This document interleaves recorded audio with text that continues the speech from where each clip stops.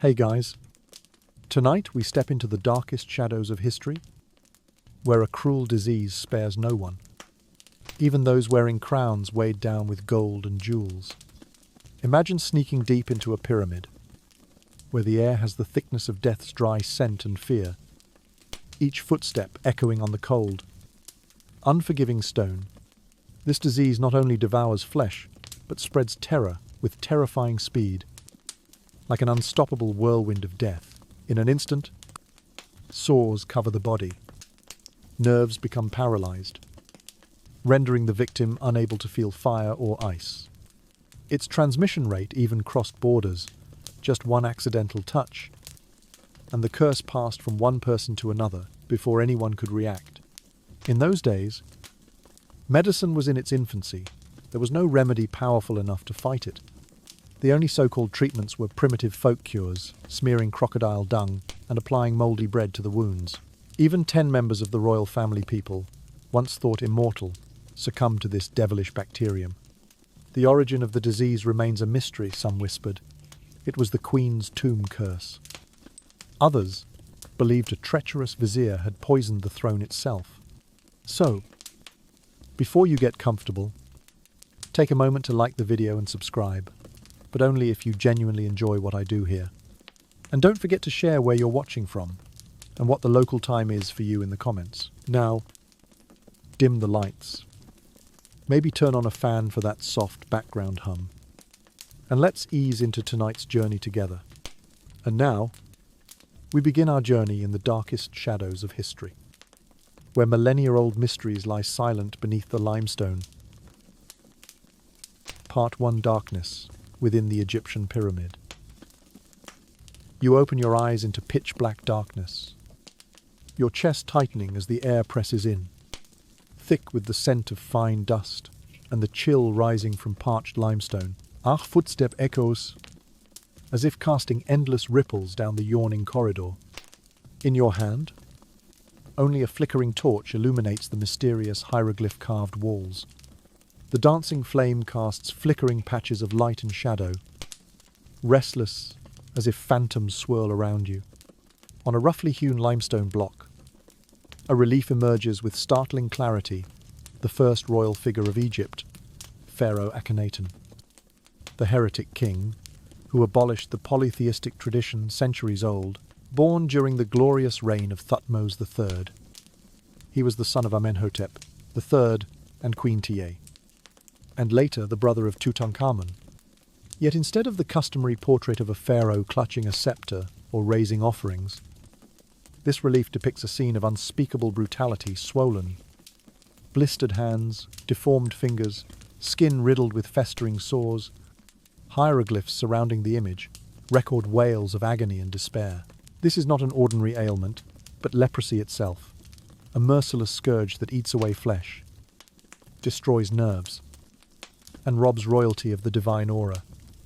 Egyptians believed their rulers possessed. It is almost unbelievable that ancient Egyptian healers once boasted such advances using crocodile dung as sunscreen and mouldy grain paste to staunch wounds. Yet even the greatest physicians could do nothing against leprosy. In the Ebers Papyrus, one of the oldest medical texts preserved, compiled in the 16th century before Christ, this condition is named the disease of the soul, a calamity born of the god's wrath. Egyptian doctors insisted leprosy was neither bacterial nor environmental, but a divine punishment for hidden transgressions. Picture Pharaoh Akhenaten, long revered as a living god on earth, now forced to bow before harsh public scrutiny. Commoners whispered, "He has offended the gods." This is retribution for his arrogance. The king, whose mere nods struck fear into courtiers, now faced unprecedented shame. Murmurs filled the palace halls. He must atone. He has lost divine favor. Not only Akhenaten suffered this fate, archaeologists have uncovered remains of a second royal figure, a nameless prince who bore the horrific scars of leprosy. His skeletal remains reveal eroded jawbones, a deeply sunken brow, and a misshapen jaw from chronic nerve infections. Though interred with full royal honors, His body was meticulously wrapped to conceal the impurity of his condition.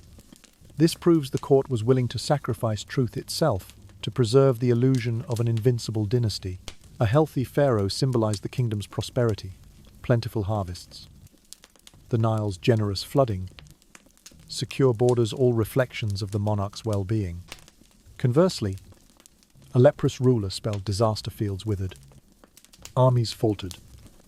Enemies encroached. So the court erected a wall of silence.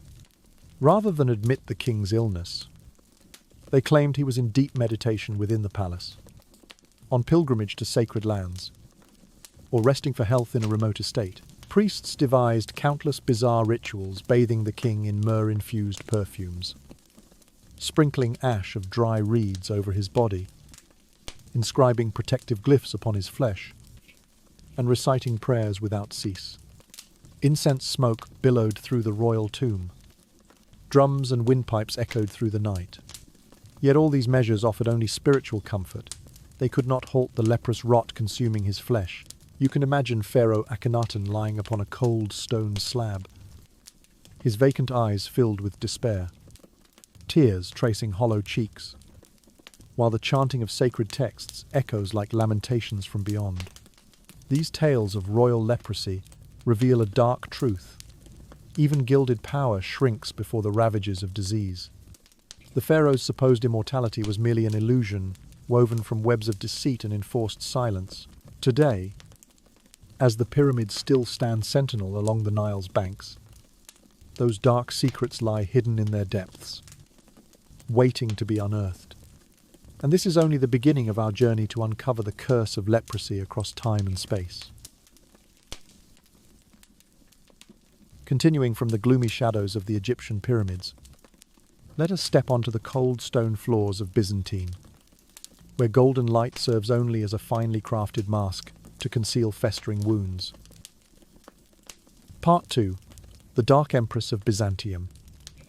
You glide through the gilded corridors of Constantinople in the year 1028. The heart of the empire once pulsing to the rhythm of triumphal drums and the echo of sacred chants. Here, amid jewel-encrusted domes and colossal mosaic walls, appears the figure of the second royal, Empress Zoe Porphyrogenita.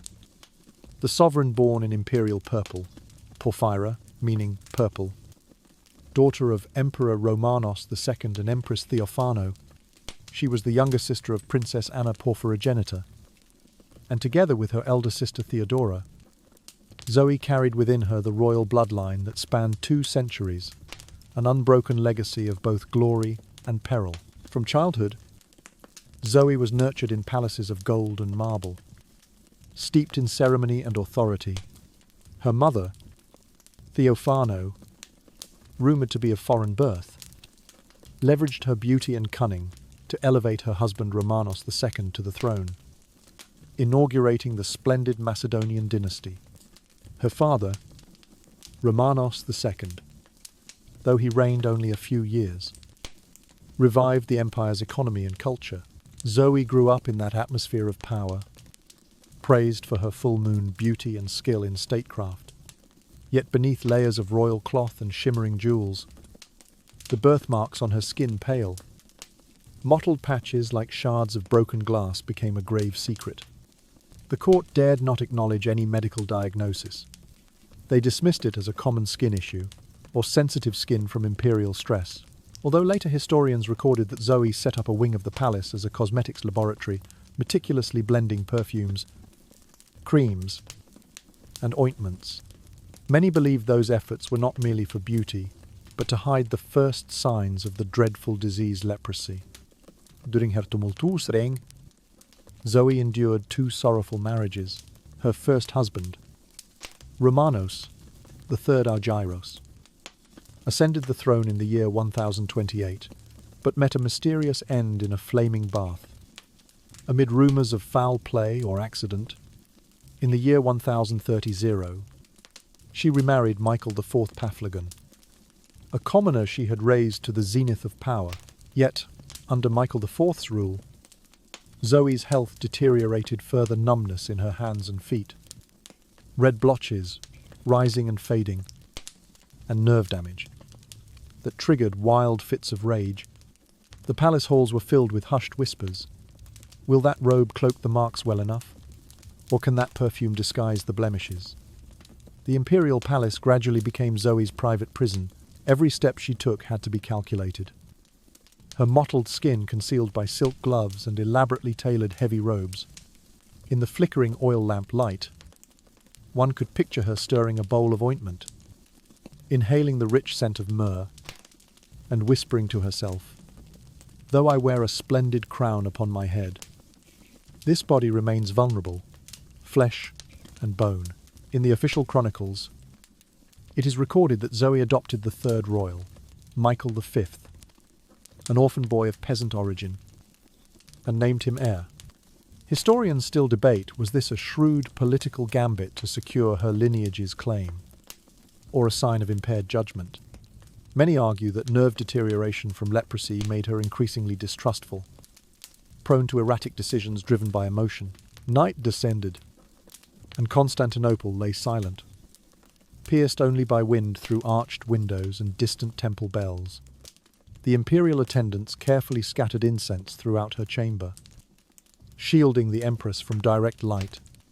They cautioned one another, "Do not stare too closely at those patterned patches. Tell the public she is in prayer, not vanity." Each word, each gesture, was part of a performance to protect the dynasty's prestige before the populace and the court. Zoe lived to the age of 76, a remarkable lifespan when most commoners rarely passed 50. She died at a somber dawn, leaving the throne to her nephew, and the marks of her illness remained hidden in an inscribed sarcophagus. People wondered, was Empress Zoe Porphyrogenita a brilliant ruler of unmatched acumen, or simply a tragic symbol of imperial power undone by disease? The answer now lies only in the silent pages of history, where her affliction is veiled beneath ornate patterns and the sworn loyalty of those around her. Though time may dim every glory, the darkness that gripped the Byzantine court waits still to be revealed, and the journey to uncover the curse of leprosy will lead us onward to other realms, where strength and sickness clash mercilessly. From the gloomy shadows of the Byzantine court, we step onto the sacred soil of Jerusalem, where the curse of leprosy not only ravages the body, but also dictates the fate of an entire kingdom. Part 3. The Leper King of Jerusalem.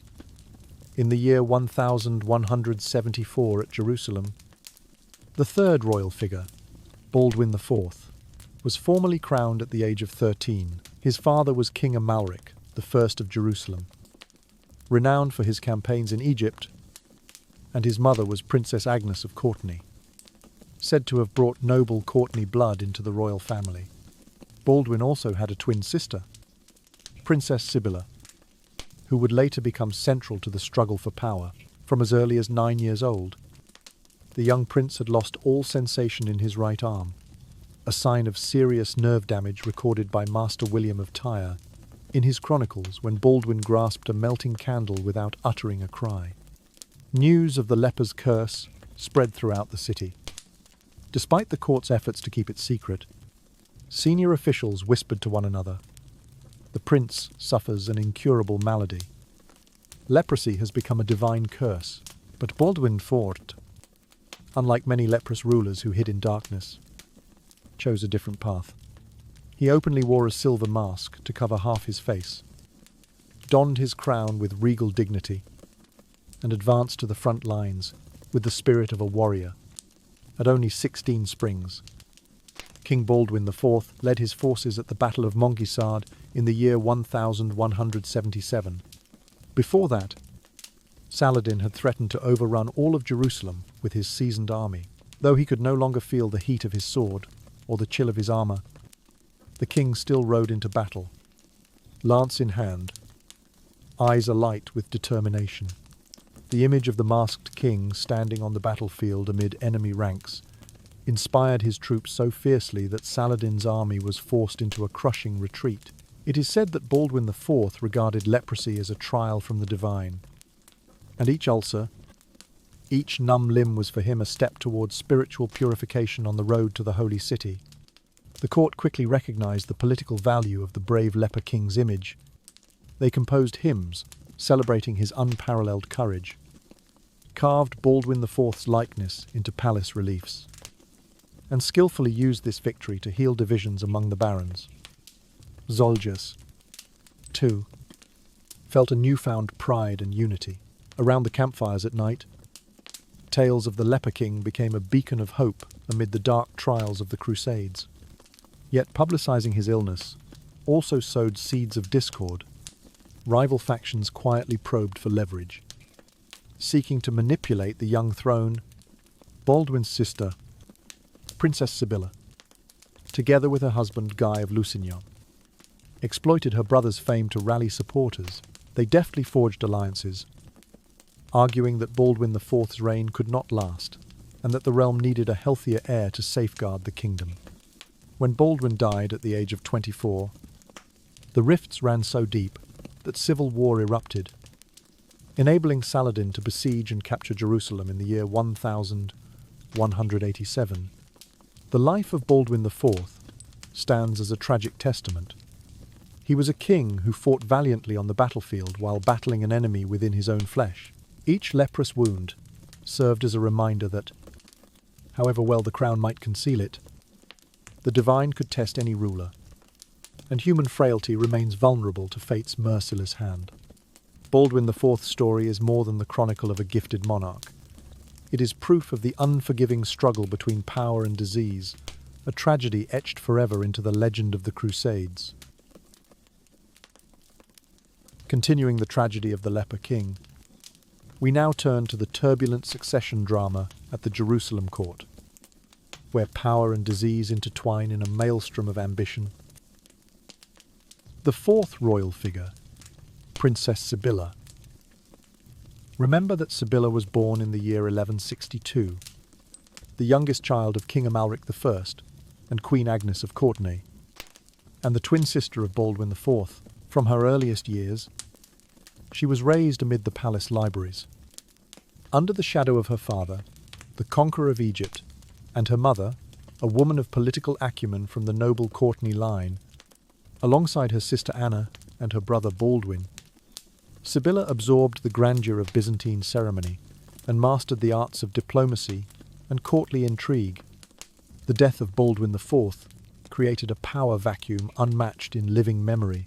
Immediately, noble factions, military commanders, and vested interests surrounded the royal palace, vying for the regency of the Holy Kingdom.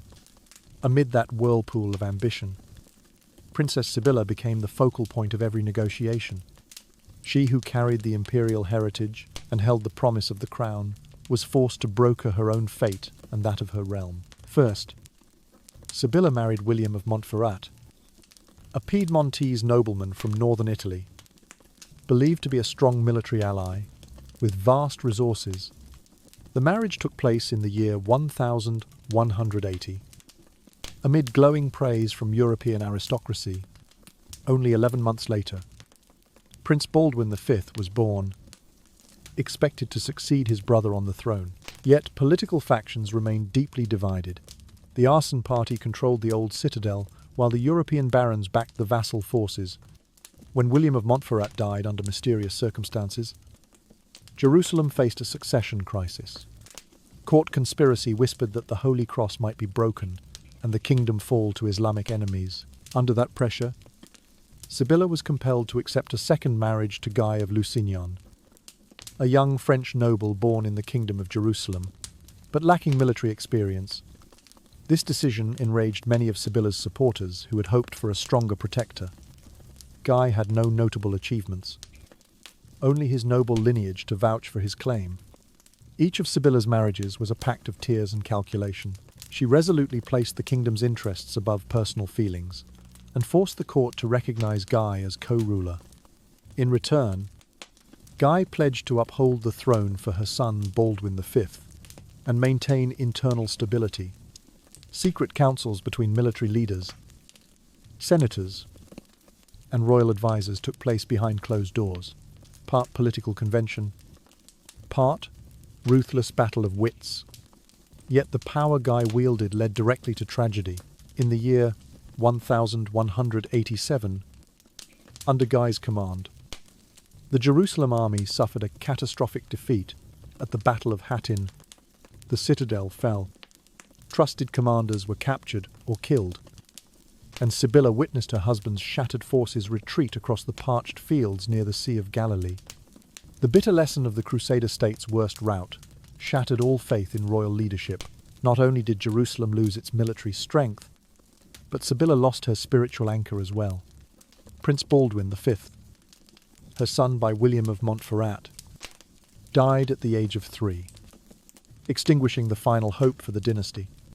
The proud princess, once hailed as a future queen, now beheld her only child as a small grave in the palace gardens. Her anguished cries echoed through the silent halls as her attendants stood helpless before such cruel fate. The tragedy of Princess Sibylla was not merely the loss of a kingdom, but the ultimate sorrow of a mother and a solitary ruler. She, once celebrated as a talented sovereign in waiting, became a lonely queen, drifting through the empty corridors of her palace. Her husband lay imprisoned, heir son dead, and her lineage teetered on the brink of oblivion. Only 1 year after the catastrophe, Sibylla passed away, leaving an empty throne, palace walls draped in mourning, and a court filled with whispers. This is the consequence of the leper's curse.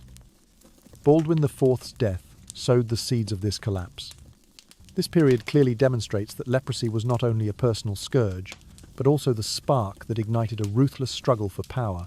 Sibylla's marriage to Guy of Lusignan was the product of a kingdom in decay, where once glorious heritage clashed painfully with a bleak reality. And as Jerusalem's final days fell like a closing curtain, we recognize that power and disease march hand in hand, weaving the destinies of those who wear crowns into chapters of tears and longing. Continuing the tragedies of the leper king and the princess's power struggle, we now return to the figure of a woman who was both the heart and mind of Jerusalem's royalty, one who witnessed her son's suffering and bore the weight of an entire kingdom on her shoulders. Part 5. The Mother of the Kingdom, Queen Melisende. Recall that during the reign of Baldwin IV, by the throne stood the 5th royal figure, Queen Melisende. She was born in the year 1134, the daughter of Count Fulk V of Anjou and Princess Ehrenberg of Maine, of the noble Western line. In her youth, Melisende was sent to France to study Latin, royal ceremony, and the art of politics at the court of Blois, one of the most powerful centres in Europe. In the year 1149, she married King Fulk of Jerusalem, who had just ascended following the death of Baldwin I, ushering in the Angevin era for the Crusader kingdom. From her earliest days as queen, Melisende left an indelible mark. She was the first woman to serve as regent when her husband was away on campaign, managing court affairs, appointing officials, and maintaining diplomatic relations with Byzantium and Fatimid Egypt. When Baldwin IV ascended the throne in the year 1174 at just 13 years old, Melisende became the true guardian of the realm, a figure both authoritative and sorrowful, as she witnessed her son bear the curse of leprosy. As soon as news of Baldwin's leprosy broke within the inner court, Melisende ordered the opening of an apothecary and medical library, sending physicians to scour distant lands for herbs from India and Persia, while also inviting Muslim healers to recite protective charms. Each morning, she carefully monitored her son's pulse and the progression of his lesions, recording every detail in a private journal, its pages still redolent with the scent of eucalyptus and mugwort. She once commanded trials of ointments made with crushed pearls and mountain honey. Yet these remedies only masked symptoms and could not cure the root of his affliction. Whenever Melisende saw Baldwin's gaunt face and eyes dimmed by pain, she would quietly turn away, brush away her tears, and step onto the royal dais to proclaim, "Rest assured, the king is merely in a period of recovery." Those words rang through the gilded throne room, concealing a world of anguish, even the highest nobles. Aware of the crisis unfolding behind palace walls, dared not speak out. For Queen Melisende was not merely a consort, but a symbol of steadfastness, a mother of iron amid despair. Her concealment of the truth was not only political strategy, but also an unbearable psychological burden. She faced pressure from military commanders, seeking to seize control, feuds between Western Crusaders and native forces, and formal condemnation by the Roman Church for employing Muslim sorcerers. Each day, she weighed therapies for her son while outside the court. Instability reigned, royal gossip ran rampant, soldiers whispered doubts, and the threat of Saladin's armies loomed just beyond the city gates. Meanwhile, Queen Melisende did not neglect her charitable duties. She commissioned the construction of the Al-Maluf hospital near the old city wall, providing care for the poor and establishing leprosaria across the borderlands.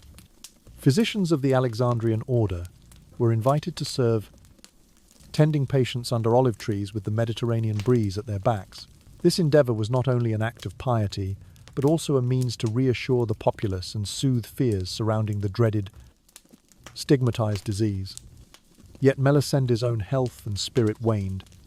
Each night, after the council chambers fell silent, she would slip into the infirmary, sit by her son's bedside, lay her hand upon his lesions, and whisper, "Be strong, my dearest. Mother will never abandon you." As the candle's flame guttered and died, darkness reigned in that quiet room, broken only by their soft breaths and the shared beating of mother and son's hearts.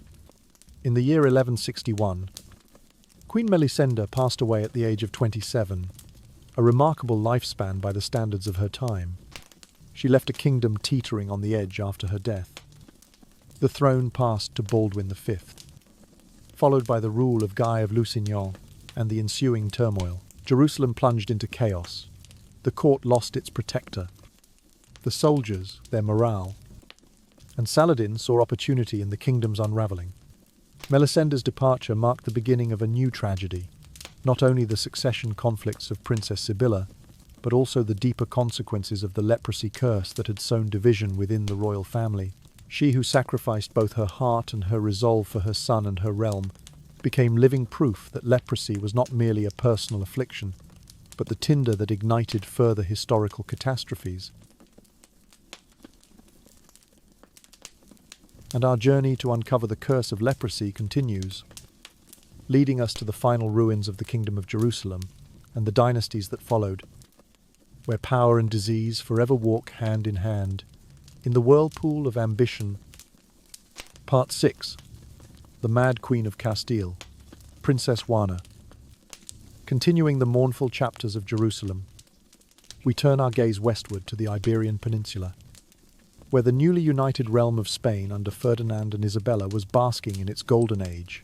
Amid this flourishing era emerges the figure of the sixth royal figure, Princess Juana. Later dubbed Juana la Loca, Juana the Mad Queen. Juana, born in the year 1401, was the second child of King Ferdinand, the first of Aragon, and Queen Isabella, the second of Castile. She grew up alongside her brother, Prince John, her elder sister. Princess Isabella, who became the wife of King Manuel, the second of Portugal, and her youngest sister, Princess Maria, later Duchess of Savoy. As a girl, Juana was educated in the Alhambra Palace at Granada, mastering both Latin and Old Castilian, and steeped in royal ceremony and diplomatic strategy. Her beauty and intellect astonished European ambassadors. Yet even in her youth, Juana exhibited troubling physical signs. Her skin would sometimes show dark patches, areas of pallid discoloration, resembling shards of broken glass, and her hands and feet occasionally tingled, for no apparent reason. To protect the family's prestige, the court physicians diagnosed these symptoms as nervous exhaustion or postpartum depression, though Juana had not yet married, and prescribed standard tonic potions and common herbal remedies. At the age of 17, Juana married Prince Philip the Handsome of Burgundy, the eldest son of the Habsburgs. Their union was celebrated as the joining of two of Europe's most powerful dynasties, but fate struck suddenly and cruelly in the year 14012. Philip died unexpectedly, whether from plague or an unrecorded accident remains uncertain. The devastating news shattered Juana. Her profound grief awakened a resolute spirit within her. Juana insisted that her husband's coffin be transported throughout the kingdom in a grief procession spanning 3,000 kilometers by carriage. A journey chronicled in history. As the mourning pilgrimage, she clung to the black velvet-draped casket as her guards carried it through town after town, allowing subjects to pay their respects and pray. What seemed madness to some was a testament to her unyielding will. Juana believed only by honoring Philip's soul in this way could she and the realm find peace. Yet few knew that during this pilgrimage, Juana's own symptoms worsened. She complained of burning pain at her fingertips, numbness in her toes, and widening patches of discolored skin. Modern medical experts suggest these signs align with the early stages of leprosy peripheral nerve damage, loss of sensation, and insidious lesion formation. The Bourbon-Courtenay family moved swiftly to conceal every trace. They feared that a public admission of leprosy would disgrace the crown and provide a pretext for neighboring powers to encroach. As a result, Juana not only lost her husband, but also her authority. She was stripped of her regency and confined to the royal residence at Tordesillas. Each time she petitioned to return to Madrid to resume governance. Officials replied, "The Queen is in convalescence." The tragedy of Princess Juana extended far beyond her personal loss. She became a pawn in a courtly conspiracy, labelled mad, to obscure the true cause. Her illness and power was transferred first to her brother and then to her son, Charles II, who was appointed nominal king while still a child. Under the moniker Juana la Loca, posterity often focuses on her eccentric acts. Paintings depict her wandering beside her husband's coffin, weeping day and night. Yet behind those images lay a woman whose dignity had been ravaged by disease and whose family was willing to erase her from power to preserve the throne. Her weary steps in that mournful procession carried not only her grief, but also the seed of a curse. Leprosy not only ravaged her flesh, but was wielded as a tool to strip her of the crown.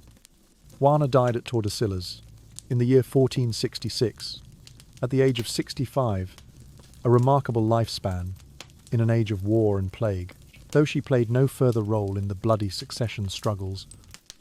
The legend of the Mad Queen endures as a poignant reminder: power and disease often walk hand in hand, and the greatest threat to a monarch may lie not on the battlefield, but within their own flesh.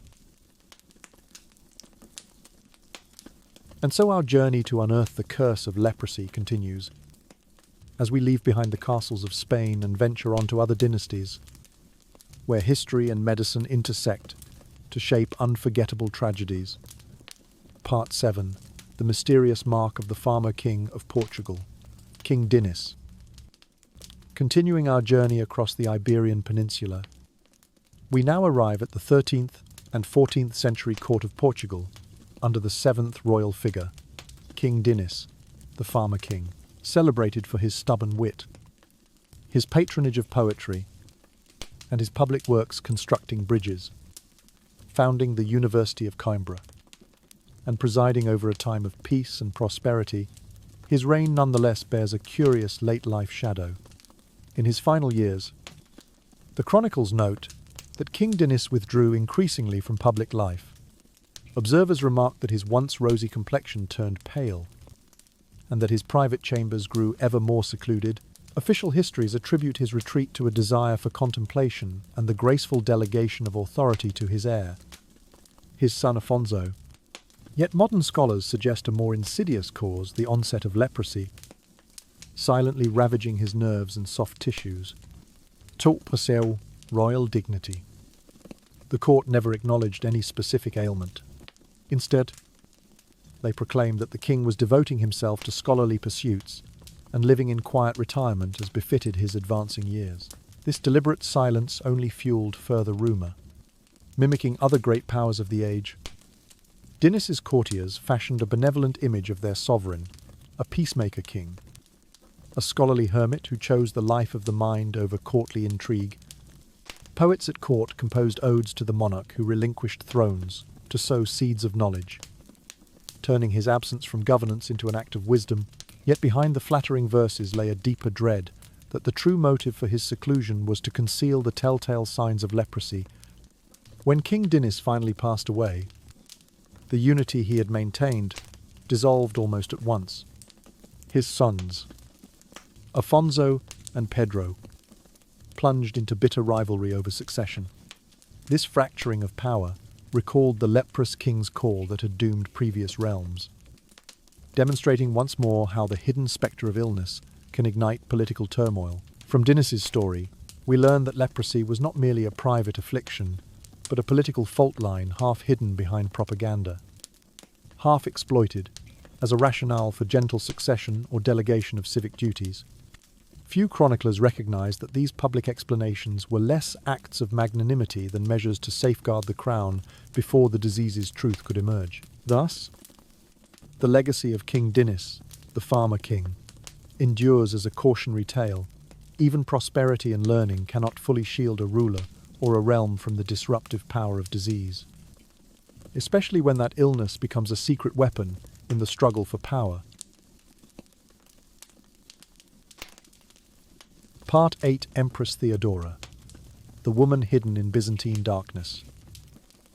Continuing the tragedies and power struggles of Europe's royal courts, we return to Constantinople.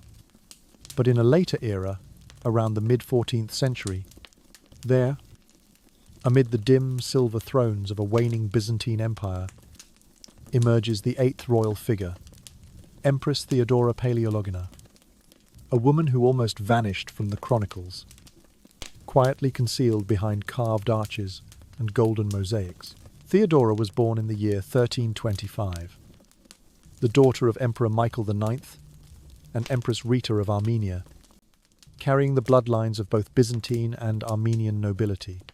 In her youth, she was raised in the Blachani Palace, renowned for its solemn candlelit ceremonies and the echo of chanting monks from the nearby monastery. She had an elder sister, Princess Anna, and a younger brother, Prince Andronikos, both of whom died young in plague outbreaks, leaving Theodora with the heavy burden of her family's legacy. When she married Emperor Andronikos III in the year 1336, Theodora was not yet 11 years old. Their union was intended to cement political alliances between two branches of the Paleologos dynasty, but it also brought countless palace intrigues. Over the following decades, she gradually withdrew from the grand ceremonies and appeared publicly only on the most significant religious holidays. The chronicles merely note her presence at the Feast of the Holy Cross, yet never praise her beauty or demeanor, a remarkable omission for a Byzantine empress, since appearance was typically exalted as a symbol of divine authority. Historians believe that the true cause lay in a secret illness, leprosy. Scholars point to subtle clues in the sparse records. Her hands were always hidden within voluminous sleeves or velvet gloves, her face covered by a thin veil or hood under the pretext of strict adherence to monastic protocol or devotional austerities. The convents she frequented, such as Kyriotissa and Pamakaristos, were rumoured not only to be her places of prayer, but also secret infirmaries where court physicians and monks tended her festering ulcers and neuropathic pains. The empire was in decline. Civil wars raged, the Ottoman Turks besieged its borders, and the economy teetered. Every sign of Theodora's public absence became ammunition for the opposition. They accused Emperor Andronikos III of ineptitude, indulging in luxury banquets while he and his empress lacked the strength to guide the empire. The silence surrounding her health only deepened rumours and personal attacks. She shirks her duties at court. Her piety is a pretext to evade responsibility. In reality, the palace's network of silence was meticulously maintained. The imperial physicians, many of whom were Syrian and Greek specialists, secretly prepared ointments with pine resin and charcoal powder infused in pungent oils. Monastic attendants chanted healing psalms day and night. Loyal ladies-in-waiting permitted only a chosen few to see Theodora. All strangers were blocked at the gates or escorted to secluded quarters. Empress Theodora passed away in the year 1346, at only 41 years of age, leaving the court in stunned bewilderment.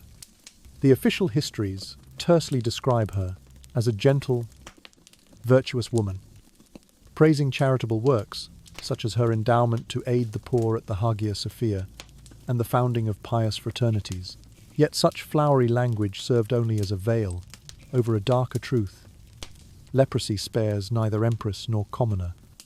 When Theodora died, her son, Emperor John V, ascended the throne but faced immediate challenges and doubts from within the imperial family. The spectre of disease continued to haunt the empire, widening factional rifts and pushing Byzantine ever closer to collapse. The story of Empress Theodora Paleologina demonstrates that even in Constantinople's final golden era, illness could quietly destroy those regarded as embodiments of divine power. And silence in the shadows was the fragile prop sustaining the throne against the storms of history. And so our journey to uncover the curse of leprosy continues across splendorous and shadowed dynasties alike, where power and disease forever walk hand in hand through the tragic chapters of humanity.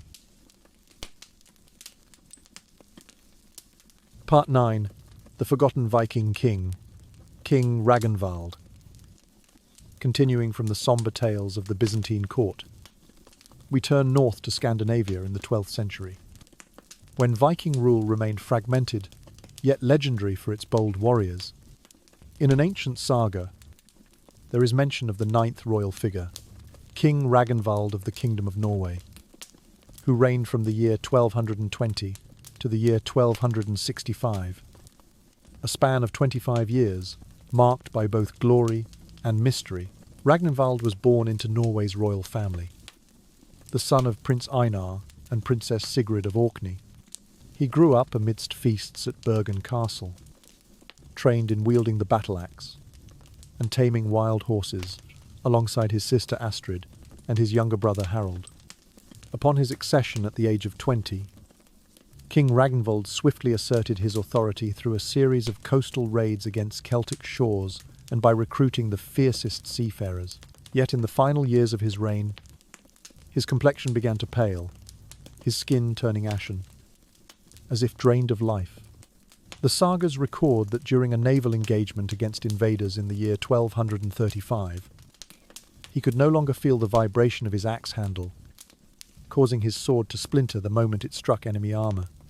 The paralysis of his fingers and toes shocked his warriors, who had never seen a once formidable king falter mid-battle. The Norwegian court, like many royal houses, concealed his ailment by commissioning stone carvers to depict Ragnvald with rippling muscles and a raised axe aboard a dragon ship cutting through stormy seas. All records of his nerve injuries were erased, leaving only incomplete runestones around Skånefjord and Lofoten.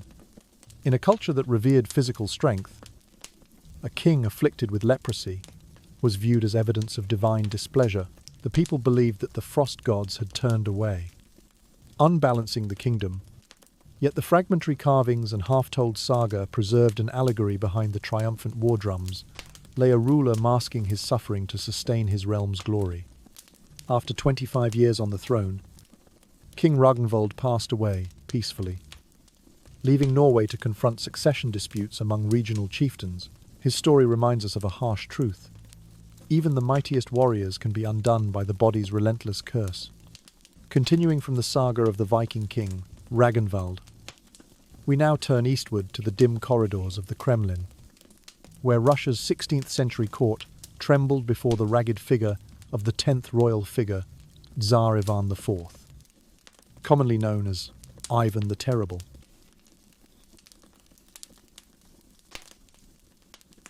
Part 10. Ivan the Terrible and the Curse of Leprosy. Leaving behind the Norse myths of the far north, we arrive in golden but shadowed Russia, where the throne was shrouded in fear and oppression. Under the rule of the 10th royal figure, Tsar Ivan IV, often called Ivan the Terrible, Russia endured its darkest era. He was born in the year 1540, the son of Tsar Vasily III and Empress Elena Glinskaya. When he ascended the throne in the year 1556 at the age of 13, Ivan shouldered the immense duty of unifying the vast realm. Ivan's father, Tsar Vasily III, had expanded Russia's borders, while his mother, Ilyana Glinskaya, was said to possess noble Lithuanian blood. Together with his younger brother, Yuri, Ivan was raised in the Dimitrov Palace, where power and intrigue were ever present.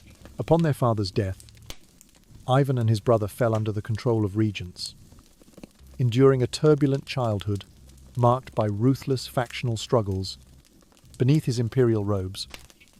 Legend held that Ivan concealed a frail, distorted body, a gaunt, hollowed face, a sunken nose, and foul breath.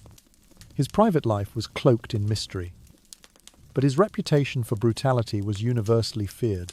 In the year 1560, he established the Oprichnina, a secret police force that terrorized his own people, carrying out a series of bloody purges across the land. Yet a horrifying revelation emerged from Soviet anthropological digs in the 1930s. Scientists exhumed Ivan's remains and found that his nasal bones had deteriorated and his jaw was deformed, changes consistent with advanced stage leprosy. Rather than admit this, the court and the Orthodox Church propagated a diagnosis of syphilis, a less taboo disease to avoid the stigma of the leprous curse. If leprosy was indeed the cause, it helps explain why Ivan repeatedly ordered the execution of his own son, Tsarevich Ivan V, to the horror of his family. Leprosy ravaged not only flesh and nerves, but also provoked unpredictable fits of rage and mental disturbance. The fusion of religious superstition with fear of physical deformity drove Ivan's fury to new extremes. Behind the cold walls of the Oprichnina, Ivan donned his blackened armor and wielded a scepter carved like a monstrous hand, trampling all resistance within the Kremlin. Yet few knew that beneath his terrifying facade, he struggled to conceal a weakening, diseased body. Official portraits erased every hint of his affliction, presenting only an inviolable, fearsome Tsar. Ivan the Terrible's cruelty was hailed as an expression of supreme power, but it also embodied the tragedy of a man cursed by leprosy when society trembles. Autocracy reigns, and destruction spreads not only by the sword, but through the emperor's tormented mind. He closed his life in the year 1588, on a somber dawn, leaving the throne to Tsar Alexis II and ushering in a new wave of chaos.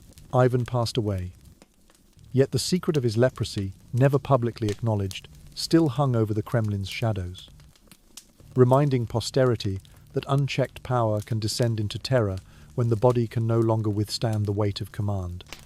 The story of Tsar Ivan IV, the Terrible, stands as the final testament that leprosy was not only a private scourge, but also a dark force, igniting collective dread, transforming corridors of power into stages for violence and massacre.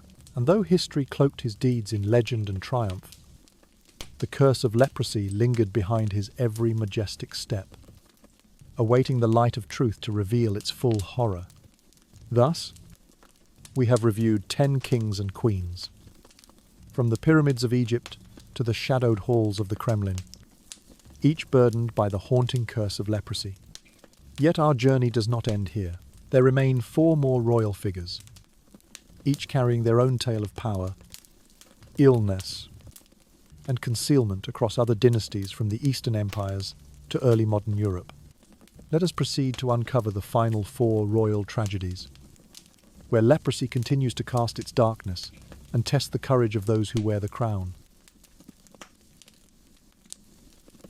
And after tracing the tragedy of Tsar Ivan the Terrible shrouded in the Kremlin's darkness, we turn westward once more to the rolling plains of medieval France to meet a king no less enigmatic beneath his cloak of piety. Part 11. The 11th royal figure, Louis VII. That Louis VII was born in the year 1120, the firstborn son of King Louis VI, the fighter of the English and Queen Adelaide of Maurienne, carrying the mighty bloodline of the Capetians. He had a sister, Princess Constance. and several younger siblings who died in infancy, casting a pall of mourning from his earliest years. When his father died in the year 1137, Louis was only 13 years old when he took the crown, an adolescent monarch burdened with steering a realm beset on one side by England and on the other by the demands of the Roman Church. Louis VII was celebrated as a devout ruler. He led the Second Crusade, deploying his forces to the Holy Land with unwavering zeal, enjoying the full support of Pope Eugene II. Chroniclers praised him as the virtuous king, bearing the cross upon his chest. Yet few realized that beneath that mantle of sanctity, Louis endured relentless bouts of illness. In civil annals, one finds only fleeting mentions. The king was stricken by high fevers, sweating like rain.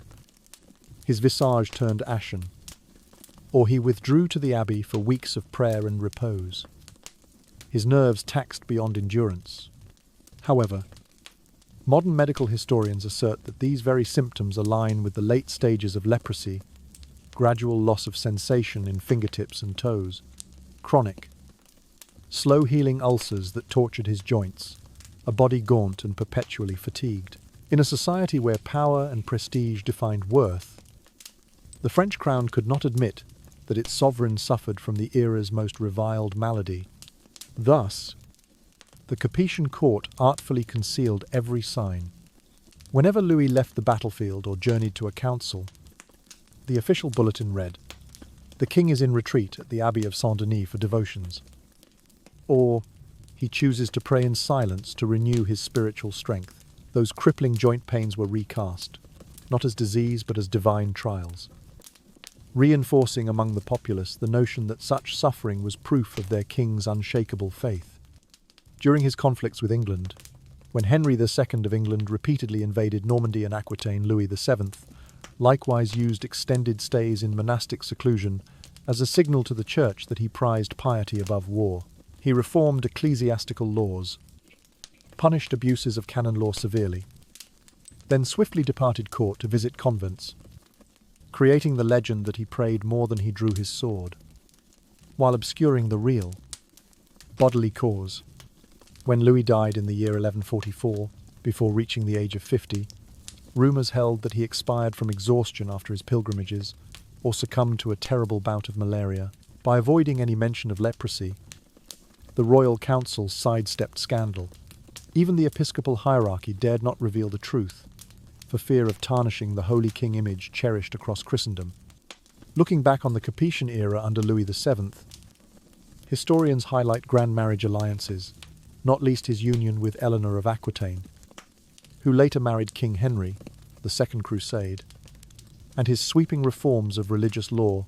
Yet beneath those stirring chapters lay an unspoken dread. A leprous king could lose church support, fracture noble alliances, and spark a succession crisis. And that is only the tip of the iceberg.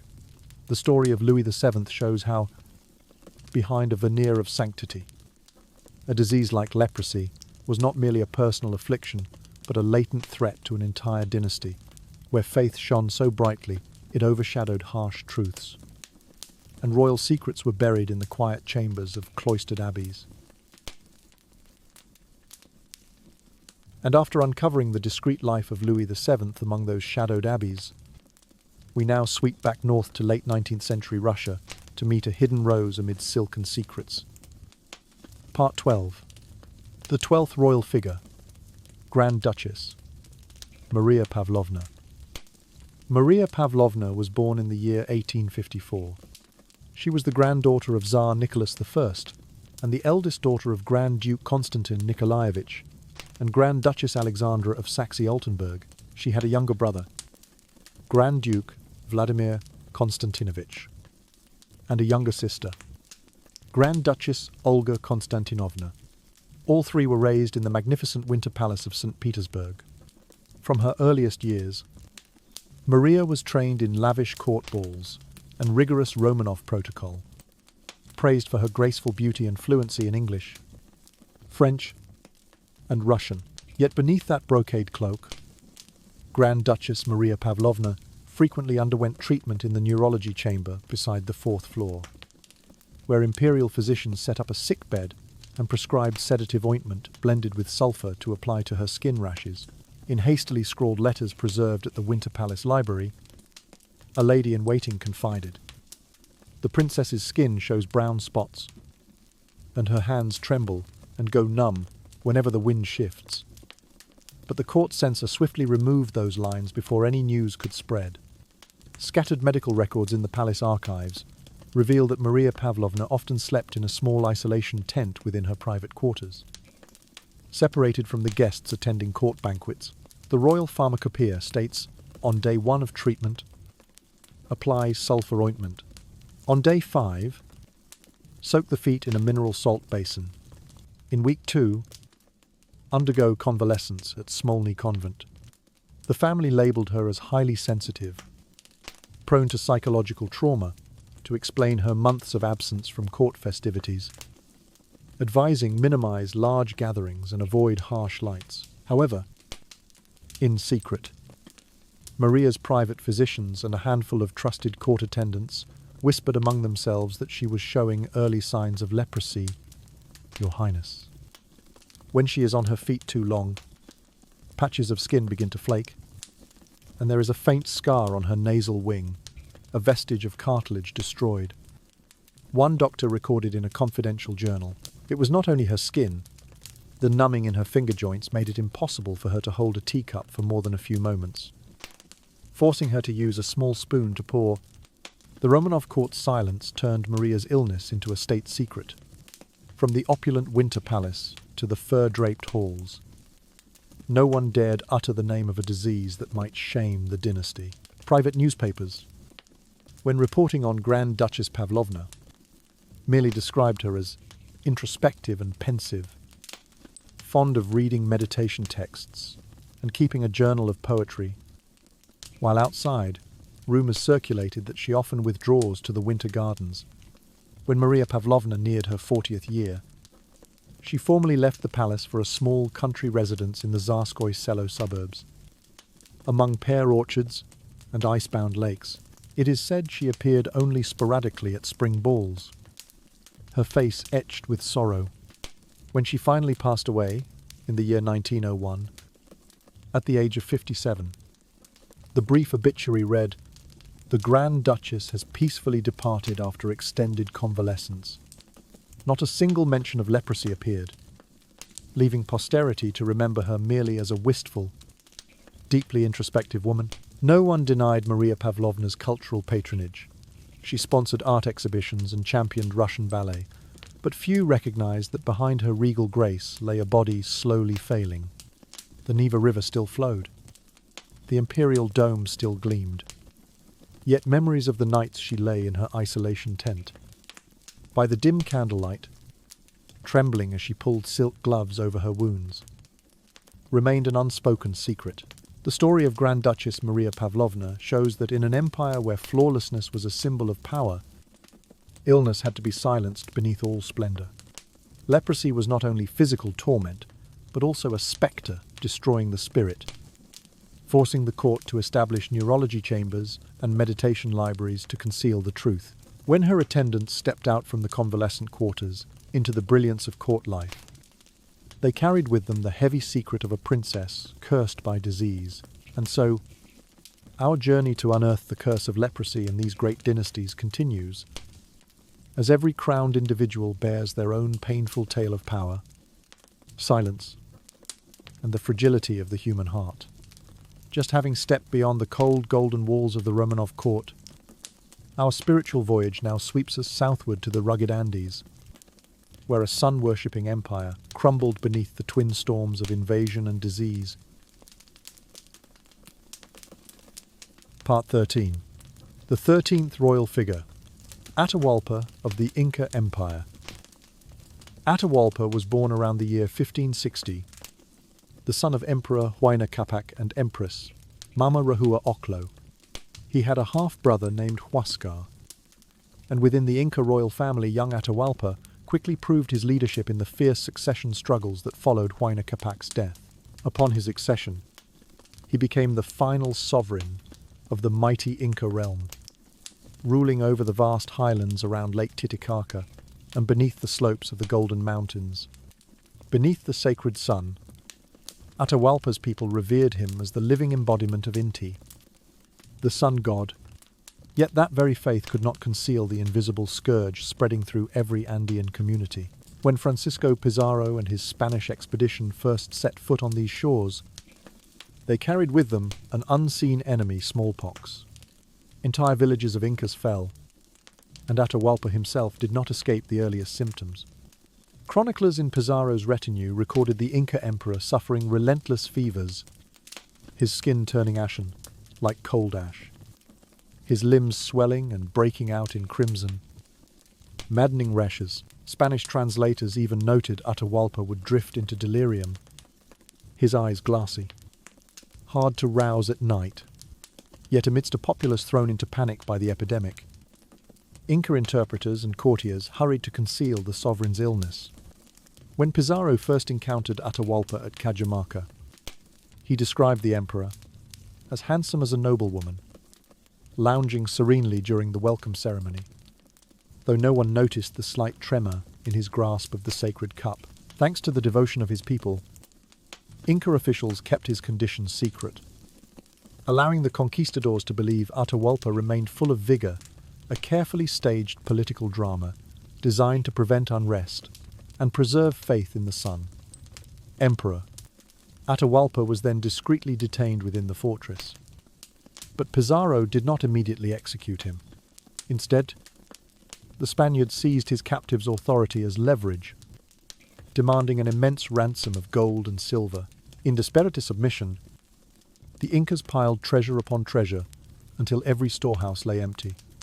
Even when Pizarro accepted the ransom, Atahualpa remained imprisoned and was ultimately executed in a sham trial by the Bible box, a proceeding that was both political theatre and a grim testament to religious power. Under the shadow of death, no one dared record that Atahualpa suffered from leprosy or from similar lesions caused by the Incas' lack of immunity to European diseases, but prolonging his life to extort gold and then kill him, stripped bare the brutal strength of colonial rule. All the gold in the empire, though once the symbol of divine favor and earthly wealth, could not mask his numb, agonizing body, nor rescue the last Inca emperor from his tragic fate. Atahualpa's story tugs at the heart once worshipped as the sun incarnate. He became a victim of merciless disease and a ruthless political scheme. Piles of gold littered the palace floors, once a sign of power and prosperity. Yet before the emperor's suffering, it turned to mere pyrite, powerless against the ravages of his body and the inexorable fate awaiting him. And so our journey to trace the curse of leprosy or its kin, the devastating imported diseases through dazzling and darkened dynasties, continues. The first 10 royals from Egypt to Russia, followed by the next 2 across Europe, and now this 13th figure in the Americas, all remind us that no matter how brilliant their reigns, crowned heads must ultimately confront the frailty of the flesh, and that disease remains history's cruelest conqueror. And so, after our poignant journey with Atahualpa across the Andes, we return to Asia, setting foot in the land of the rising sun to encounter a hidden rose beneath Buddhist splendor and imperial power. Part 14. The 14th royal figure, Japan, Empress Kōmyō. Remember that Empress Kōmyō was born in the year 772 of the Tenpyo era. She was the daughter of Prince Fujiwara, Nagate and Princess Ii of the powerful Fujiwara clan. Her elder brother was Prince Fujiwara Toyonari, and her younger sister was Princess Seishi. Both grew up alongside her in the magnificent court at Nara, where ritual and Buddhist study reigned supreme from her earliest years. Kōmyō was trained within the imperial household. She studied Buddhist scriptures, practiced writing Chinese characters, and joined the ranks of female attendants overseeing grand Buddhist ceremonies.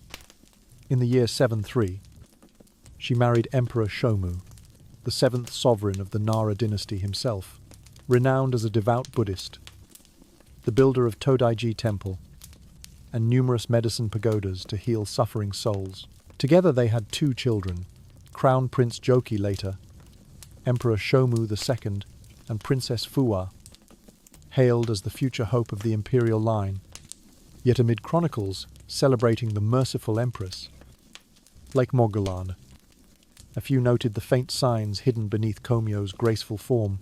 In the great temple records, she is described as carrying a large folding fan to conceal her face, wearing a broad straw hat, and occasionally taking temporary vows at secluded monks' retreats explained as deeper study, but in truth a private recuperation. Texts such as the Nihon Koki and Shoku Nihongi mention that Kōmyō fell gravely ill after giving birth to her first son. Adopting a strict vegetarian diet of plain rice and herbal decoctions, yet offer no further detail. According to secret monastic notes, she endured severe weight loss and developed mottled patches upon her skin, signs characteristic of leprosy, accompanied by numbness in her toes and fingertips. Priests tending her at Hokiji and Horyu-ji temples recorded privately whenever the wind blows cold. Her Majesty's hands tremble, and her feet grow numb as though encased in ice. These journals, however, were swiftly seized by the Nara court, permitting only the official version that she was undergoing austere spiritual training. Kōmyō's illness was further concealed in the rite of healing at Nigatsudo. She led ceremonies of purging disease, in which leprosy sufferers were ritually washed with sacred water, symbolizing the triumph of compassion over affliction. To the populace, these were miraculous interventions by the Buddha. Behind the scenes, they served as Kōmyō's own means of confronting and purifying her hidden wounds. The Nara court enforced strict controls over imperial image. Every hint of royal frailty was suppressed by lavish eulogies of unbroken virtue, and by nobles offering lotus blossoms in prayer for her recovery. Legend held that one night Maitreya himself appeared, laying a hand upon Kōmyō's brow to heal her skin. But this too was likely a crafted narrative to obscure her medical ordeal. Empress Kōmyō passed away in the year 185. At the age of 59, a remarkable span in an age beset by epidemics and natural disasters. In her will, she entrusted Todai-ji with continuing care for those with leprosy, and images of her in brocade robes, holding a bowl of sacred water, became icons of her boundless charity. Yet the memory of her shadowed face beneath a straw hat, the silk gloves that hid her lesions, remains a secret, never spoken aloud. The story of Empress Kōmyō teaches us that beneath gilded canopies lay a woman bearing the mark of illness. Yet she drew upon Buddhist faith and imperial authority, both to conceal her suffering and to wield compassion as her weapon. From Nara to the present, the stain of leprosy within the Japanese court has been covered by legend and scripture, but the silhouette of a leprous empress still lingers by temple walls, heard only in the tolling of bells and the whisper of midnight breezes. And so, the saga of the leprosy curse across illustrious dynasties continues, traversing continents from Egypt to Japan, proving that no matter how radiant their reigns, those who wear crowns must ultimately confront the fragility of the flesh, and that the spectre of disease remains history's most relentless shadow. Our journey through 14 royal figures has carried us across the most splendid civilizations, from the Egyptian pyramids, the Byzantine capital, European castles, and the Kremlin's mist, to the Andes and back to Nara in Japan. Yet a single truth unites them all, no matter how formidable a royal house may seem. It cannot withstand the ravages of leprosy or other contagious diseases. Each sovereign, whether Pharaoh Akhenaten confined in silent limestone tunnels, Empress Zoe Porphyrogenita masking her lesions with cosmetics, King Baldwin IV donning a silver mask in battle, or Empress Kōmyō confronting her blotches with Buddhist rites, teaches us a profound lesson about the fragility of the human body and the ways people choose either to conceal or to confront physical suffering. Their stories show us that regardless of fame, power, or devout faith, when disease strikes an invisible enemy, sparing no one, even the grandest palace walls can fall. We learn that hiding in the shadows of secrecy does more than protect authority. It exposes a deep-seated fear of human mortality. When courts label clear signs of leprosy as melancholy or nervous exhaustion, they inadvertently coat personal tragedy in a glossy veneer, leaving future generations unable to discern the truth. At the same time, this journey celebrates resilience and compassion. The traditions of founding infirmaries, reciting healing sutras, and performing rites to cleanse leprosy wounds stand as testaments to the care and responsibility of those in power. Even when their true aim may have been to conceal illness, they used authority and faith to fill the void left by sickness, offering the afflicted at least a measure of shelter. From this video, viewers should take away 3 key messages. First, power and the body always go hand in hand. Never place all your trust in outward glory while forgetting your own vulnerability. Second, silence is not always protective. Sometimes, covering up illness isolates people, depriving them of healing and shared support. Third, compassion is the most powerful weapon, from Empress Kōmyō's leprosy rites to Grand Duchess Maria Pavlovna's neurology ward. Every act of helping, whether political or merciful, brings a spark of hope to those who suffer. As you leave this video, may you reflect on the value of empathy and openness. Cherish your own health and that of your loved ones, and recognize the relentless cruelty of disease across the ages. Let these poignant stories remind us to live with humility, strength, and love, because, in the end, it is human compassion that truly heals both body and soul.